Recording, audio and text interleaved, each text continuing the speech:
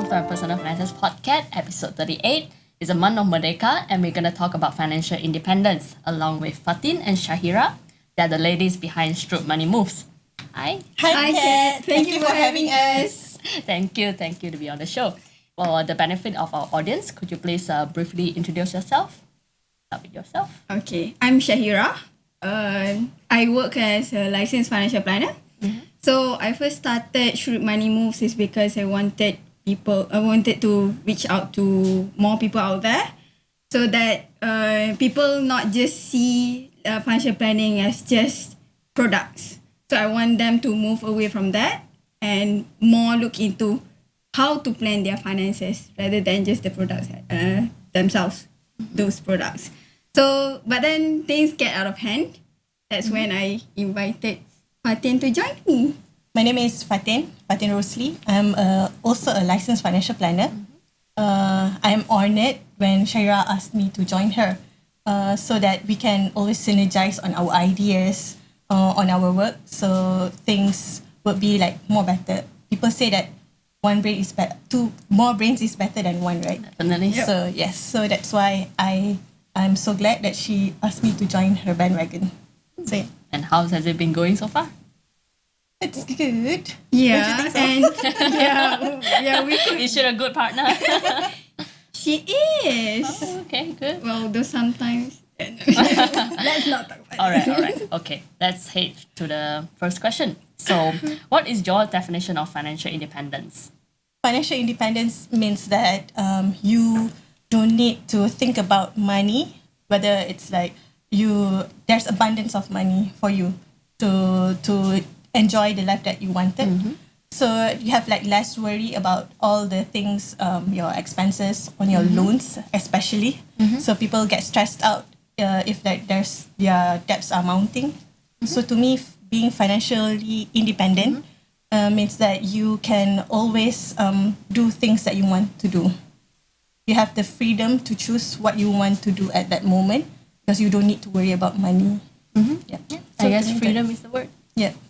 And what about yourself? Well, I think Fateen has summed it all up, but I would say in my own words. Mm-hmm. So financial independence means, well, for me, it means that, well, you are not tied to things like, well, sometimes when you want to choose, you have to prioritize something. So rather than you have to prioritize, when you have this financial independence, you can just choose everything. So, well, that financial independence means me.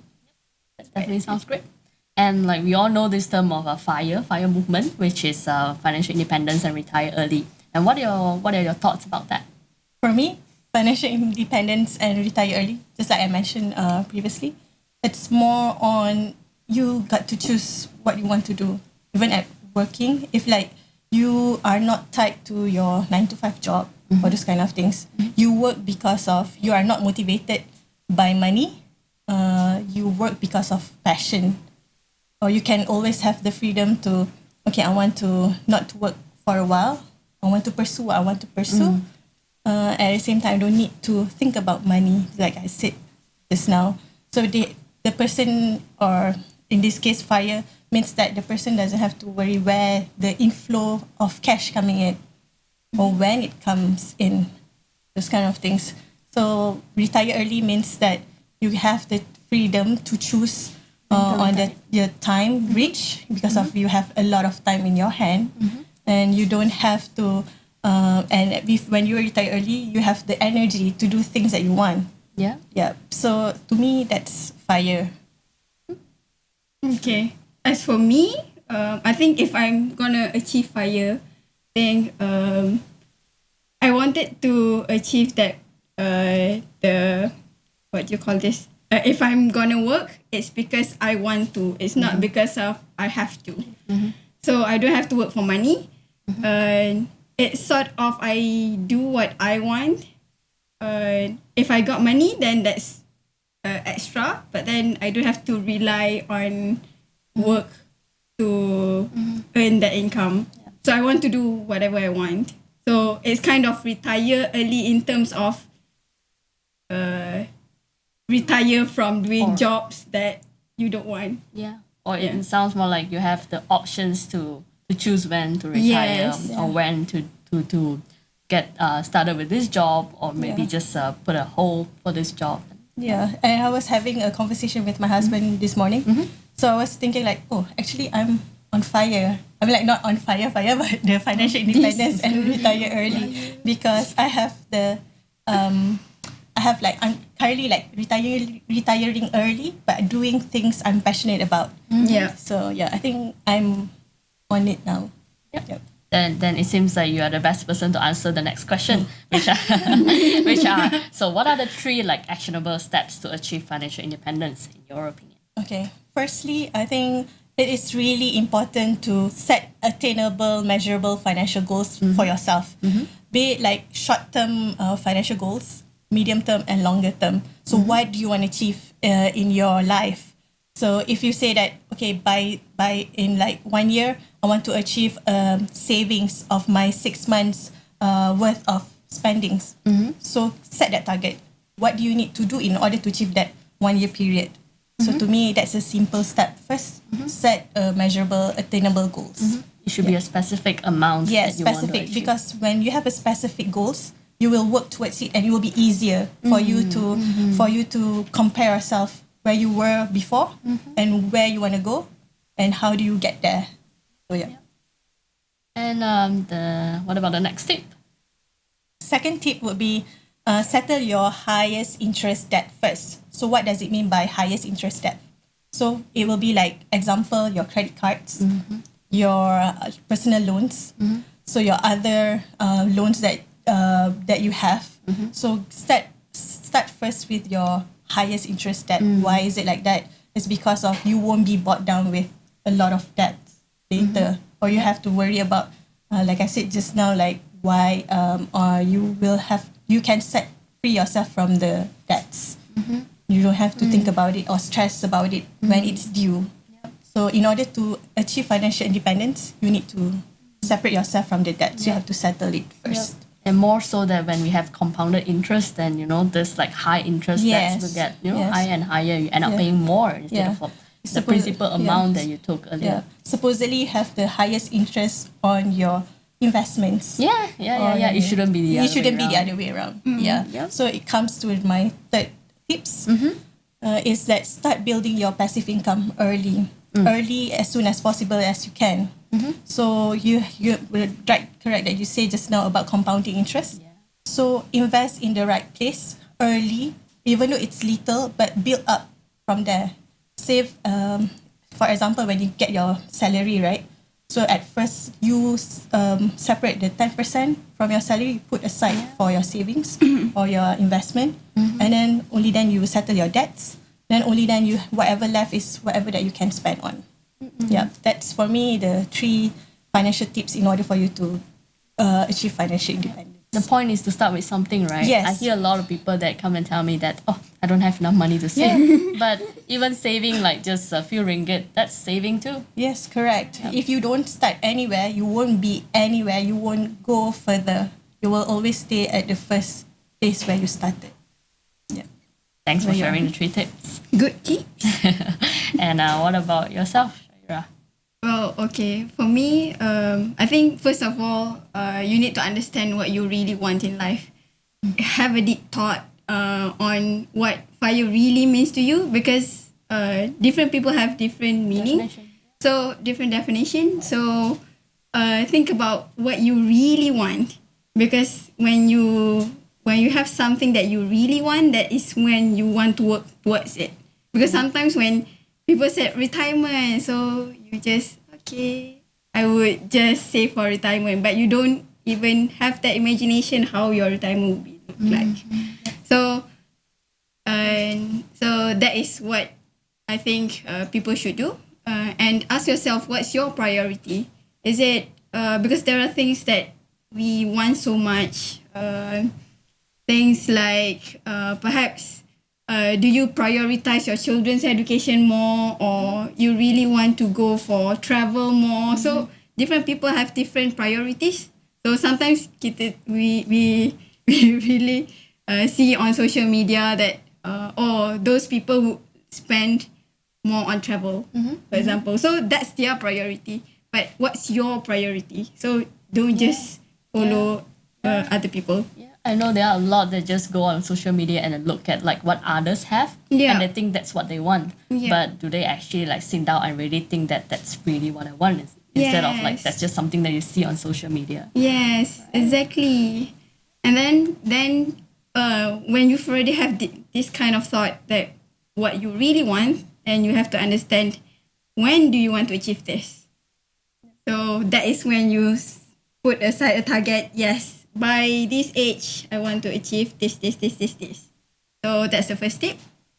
And yeah, the second tip would be work towards being financially resilient. So what I meant by this was sometimes people don't think about, well, when people sometimes are so enthusiastic about building wealth, right? But then they don't even think about managing risk. Okay.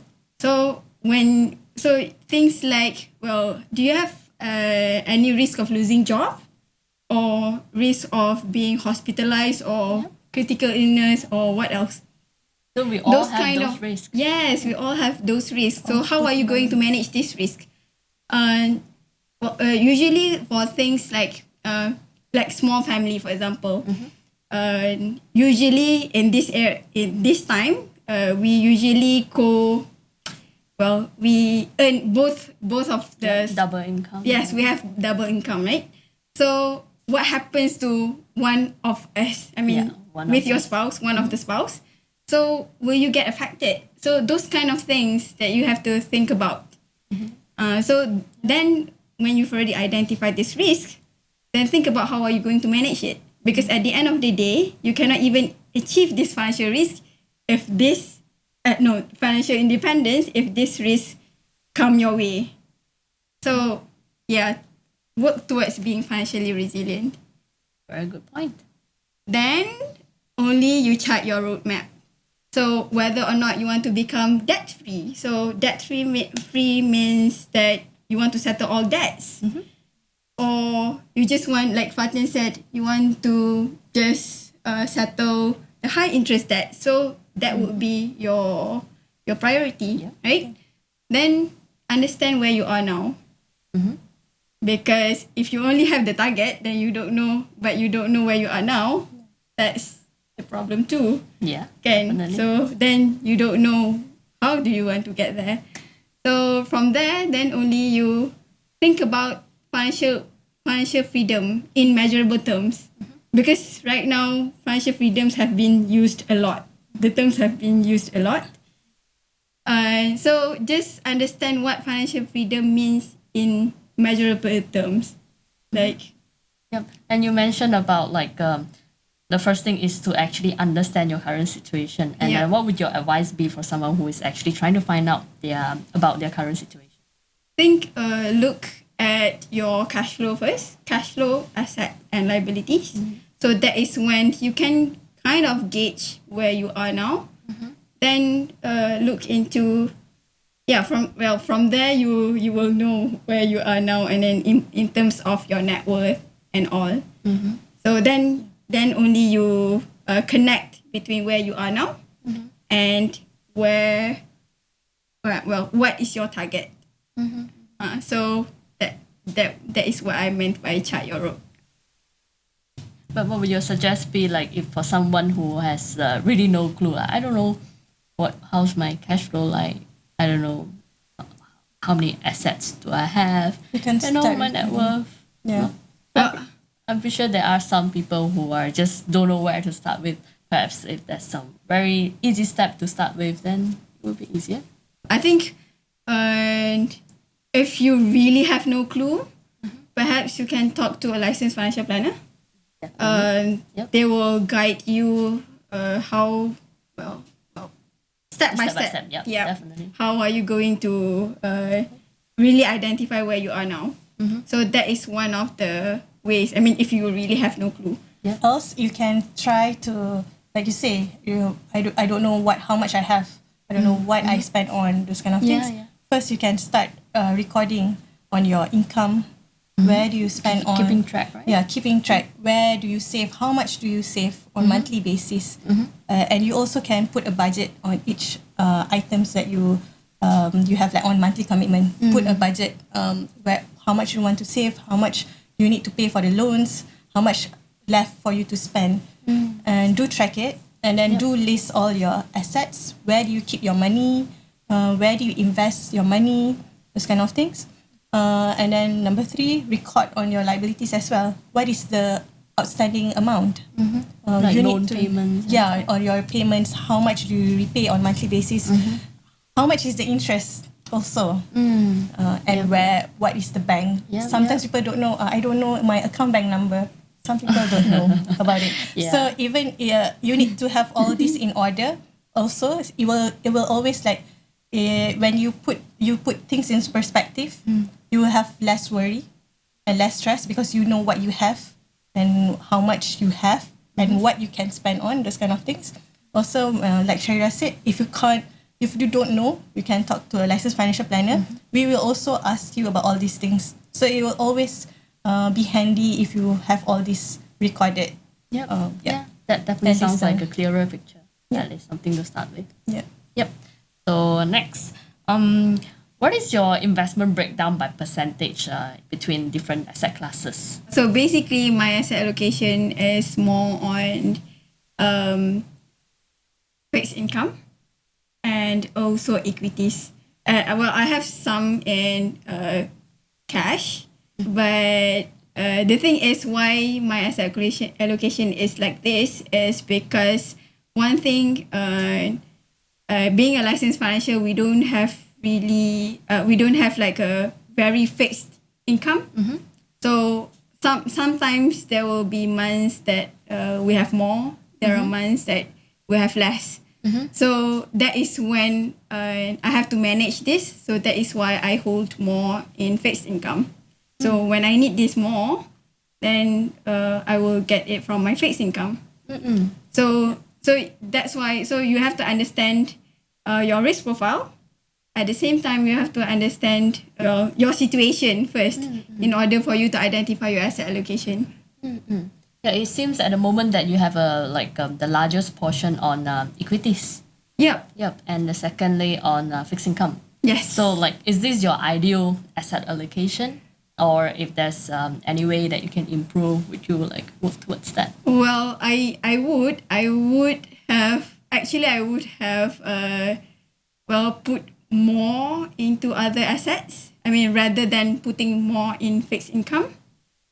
So I think it would be good if I can invest more on other assets so that I can maximize my return.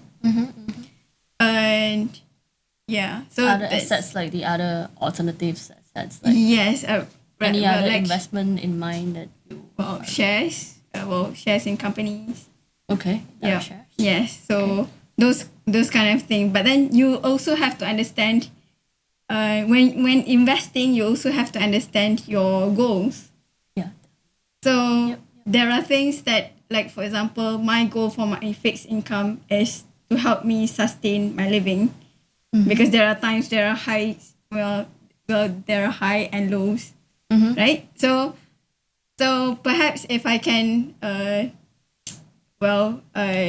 reduce the percentage, so I should look into into investing into other assets to achieve my other goals. Would it be something more on higher risk investment? And would it have you also thought of investing on properties, which are a lot of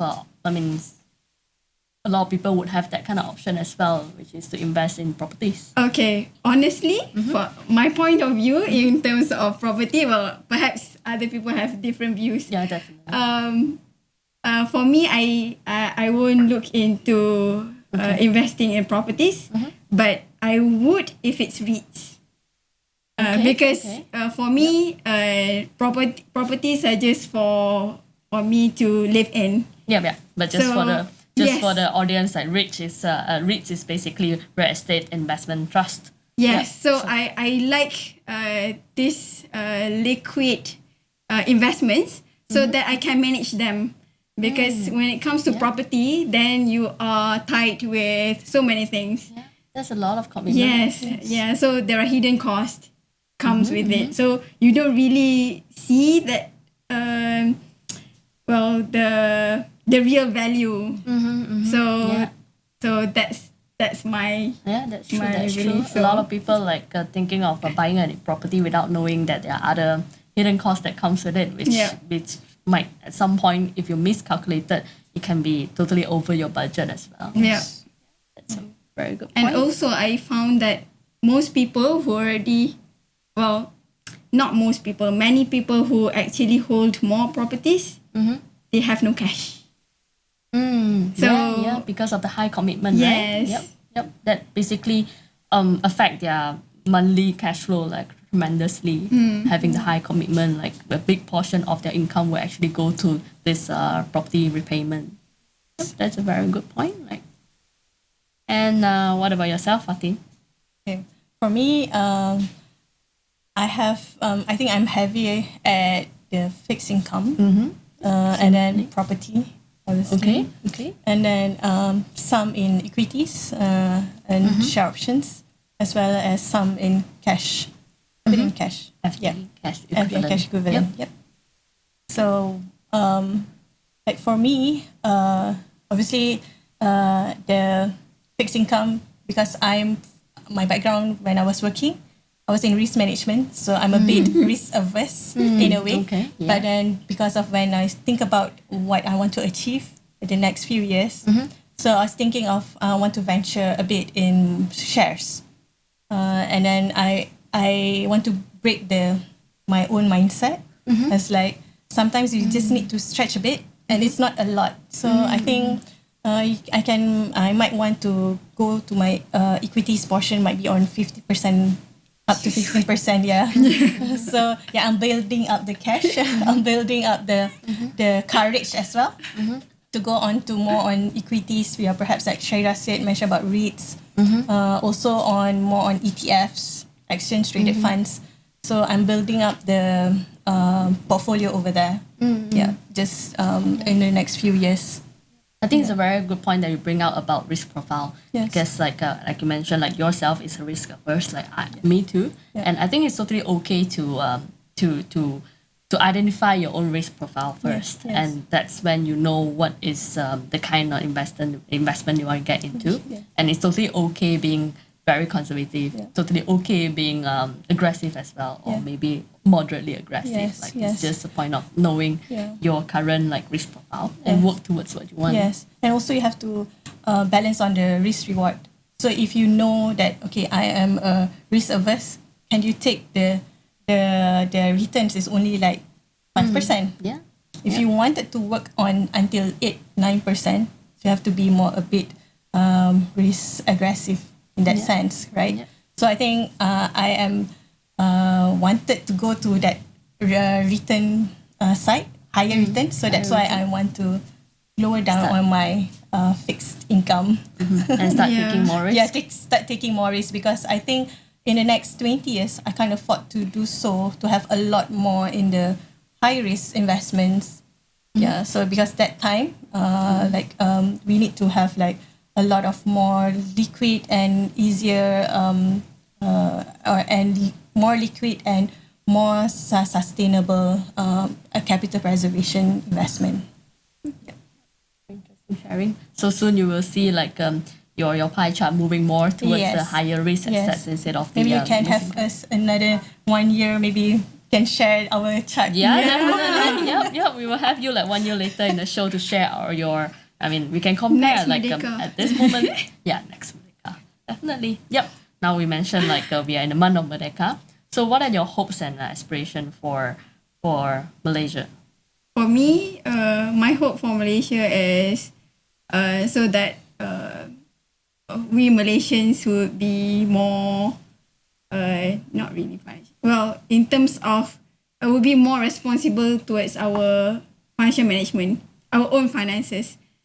Because from there, actually, we if we ourselves is financially stable, is good financially, then that is when we can contribute more to the economy.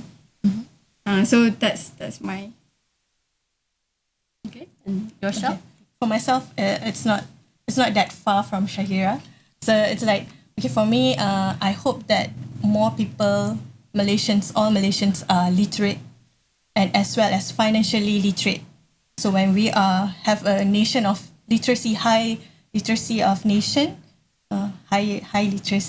nation of high literacy, we will have like more financially literate society.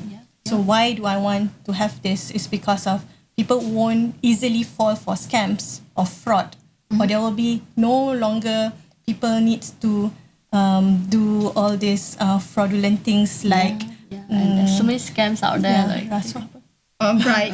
bribe. It's like that. Free Malaysia. Bright free Malaysia. So because people are already financially independent, say they don't need to do all this negative thing, or they have the opportunity to do all these crimes.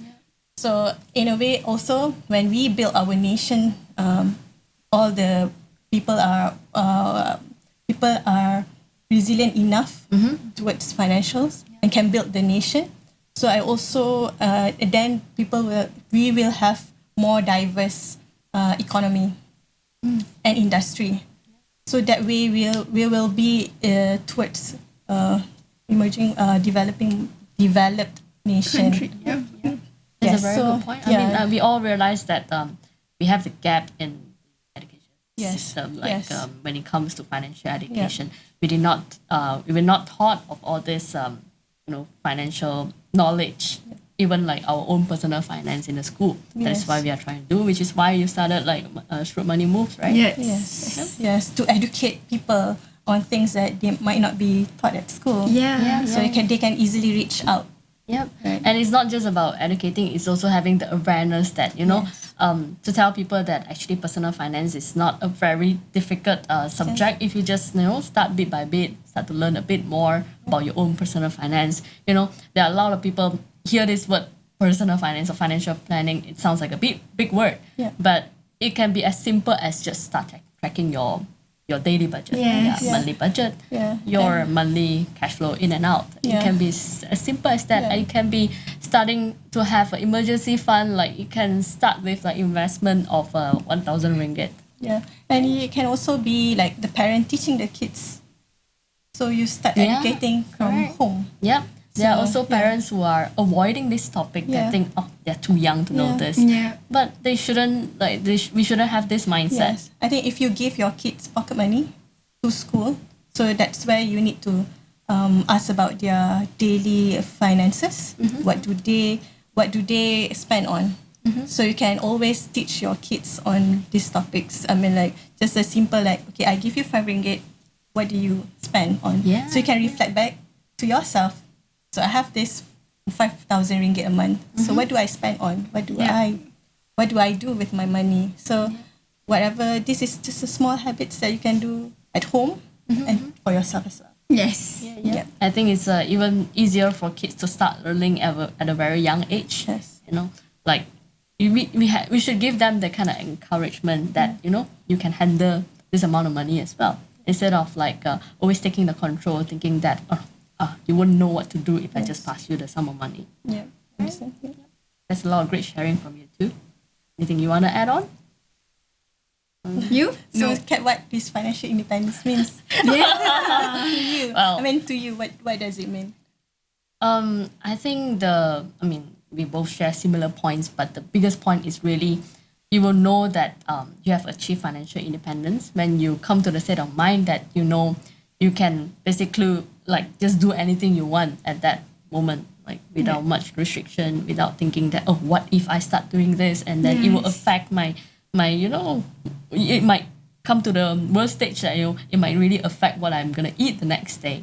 So having the financial independence is really to have the freedom of doing what you like, whether it's work or things you like to do, your hobby, and what you eat, what you put on the table, and all these things like it's daily life. Have choices. Yes.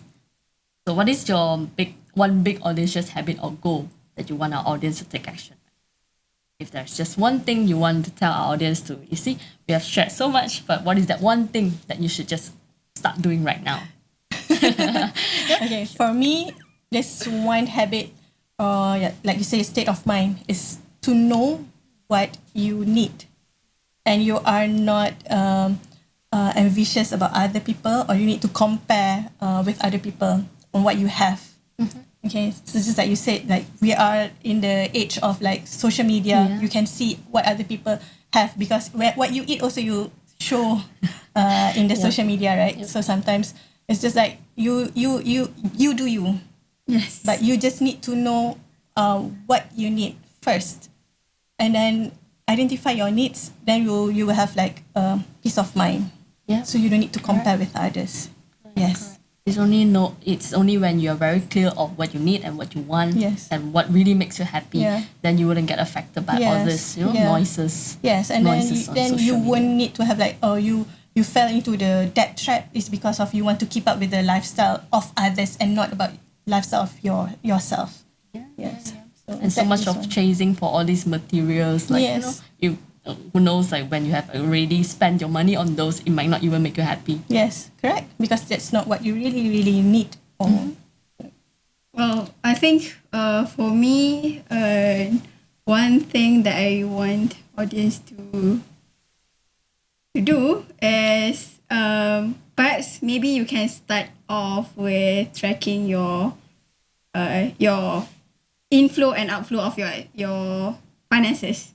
So from there you understand your behavior. Spending behavior. Well, spending behavior. Well, just understand it. Start it from there. See what are the things that you say yes to. For example, things like sometimes you spend things, right? From there, you can actually identify when you spend, what do you actually want from that spending. For example, if you spend so much on spa, is it because you are too stressed? Or so those kind of things. I mean, Identify just the underlying issues. identify the underlying issues, so that then you understand yourself. From there, you will know that is there any other alternative for you to substitute this kind of spending. So things like maybe rather than going for things that you have to pay for, you can go for something that is free. Yes. Yeah. So just understand yourself first. Yeah. Start there. Then work towards your habits. Start building your habits small. Make it easier. So the one tip is everything. If you want to build up your habit, make it easier. Make it easy. If it's hard, then you will not build that habit. So what is that one thing that you do that is free and that makes you happy? Sleep. I was expecting something else. What about you, Fateen? free. Yeah, I mean, we are Making trying to one. say that sometimes it doesn't cost much to actually, do something that make you happy. Yeah. I think just talking to someone that you really trust. You think she's looking for? Yeah, sometimes I do talk to her on the phone. Yeah, but I think that is sometimes when you build up a lot in yourself, to just to have an outlet so that you can find happiness when you have like this human interaction. Yeah, so have the talk with someone that you trust. I think that makes me happy. Right. So I think here it comes to our random question game. So the question is, whose voice would you rather hear in your head? Whether it's Mother Teresa or Michael Jackson? Okay. Well, I think it would be Michael Jackson. Well, just because I don't know how Mother Teresa's voice. I thought you wanted to hear him say beat it, beat it, beat it. Okay, all right. So it's his singing, or because like voices, it can be talking, How you can how, be singing how as does well. Mother Teresa sound? I have no idea. It would definitely sound very Motherly? motherly, Oh, very calm, then- very soothing, Okay, very then Mother comfortable. Teresa lah. Okay, final answer: Mother Teresa or Yeah. Michael Jackson. Mother Teresa. Okay, and why? Because sometimes life is difficult, so you want to hear your mom's voice. So perhaps Mother Teresa's voice sounds like mom's voice. I don't know. Okay, yeah, I mean, there's no right or wrong. Yeah, This is what definitely. you prefer. Okay. Yes. Wow. Okay. The question is, would you rather wish for 2.6 billion ringgit or mansions around the world? 2.6 billion so that I can invest it, so I can just have the passive income, so I can go around the world. Good thinking. Okay, Yeah, so I can that's bit pretty of both. straightforward. So what would you do with the 2.6 billion? Just invest 100%. If not invest 100%, so I would just take Put maybe aside for retirement. yeah, save 10% for myself, pay myself first to spending on things that I wanted. Then the 90% can invest so that I can generate the passive incomes, so that I can retire, not do anything, just sleep on the money. Then I just go around the world. So yeah, spending on things that I want to do, doing things I want to do, like explore the world. Yep. All right, just make sure you bring us along when you go Yes. travel around the world. If Don't leave you're us good out. to me. Am I not? All right. Okay, now it's my turn. Okay. Which of these excites you more? 100 rental properties or generous trust fund? Okay. Hmm. Well, I'll choose 100 rental properties Why? because generous trust fund, it doesn't say how generous it is. There's no specific amount. But if I have like 100 properties, it's up to me to decide how much I want to rent out for. Okay, fair. Okay. Okay. Good. What would you most likely do alone in the washroom? Act cute or swim like a fish? Okay. Why would I want to act cute? Okay, I will swim like a fish. That is provided if I have a very big bathtub. Okay. I mean, there's no problem swimming like a fish. We all wish and hope we can swim like a fish, right? Improve our swimming skill. So yeah, swim like a fish. Okay. I guess we come to the end of our session. Is there anything you want to share before we end the session? Be true to yourself. And then don't let others influence you and change your principle or yourself. So I think just Independent. and be resilient, be financially resilient. So yeah, that's the takeaway for today. That's a very, very good one. I'm glad you said that right at the end of the session. Yeah. Yep. I really enjoyed learning from you too. Yeah, thank you for All the having good- us. Yep, Kat. all the good tips that you have shared. There are plenty that I've learned. But I guess if I were to summarize, I really like the idea of like how we talk about you should know exactly your own current situation. Understand yourself first before you get affected by what other people are posting on social media or whatever others are doing, whether when it comes to investment or their ways of dealing with their money. Yeah. Like it's only when we are very clear of our current situation, then we know we are very clear of what to do next. Yeah. Yep. Correct. Yep. Sure. All right, thanks everyone for Thank watching. you. I hope you have learned things from all three of us, and I see you in the next session. And don't forget to share and subscribe. Pronto. Happy Merdeka Day. Bye-bye. Bye.